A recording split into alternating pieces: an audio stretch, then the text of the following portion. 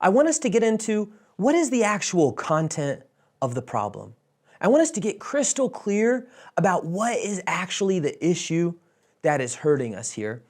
And I'm going to do this through an activity that I like to call the man box. And it's a really helpful way for us to think about the issue. And here's what I want to say. We want to acknowledge that there are some aspects of masculinity or the ideas we have about being a man as we've learned it in our society that are very good and very helpful, right? So it's not about throwing it all out, right? We don't need to throw the baby out with the bathwater. But what we want to do here is we want to reflect, what are some stereotypes? What are some implicit beliefs about being a real man that are harmful, that they don't serve our highest good?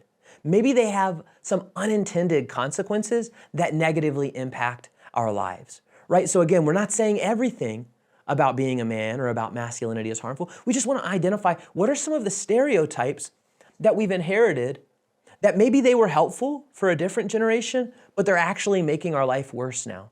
Maybe they don't feel authentic to who we are because we want to let those ones go. So here's what I'm going to ask you to just take a minute right now and do. You can pause it or you don't have to pause it. I want you to think just for a second, what are some stereotypes that you've heard or observed? You might not agree with them at all, but some stereotypes that you've heard or observed about being a real man that aren't really that helpful.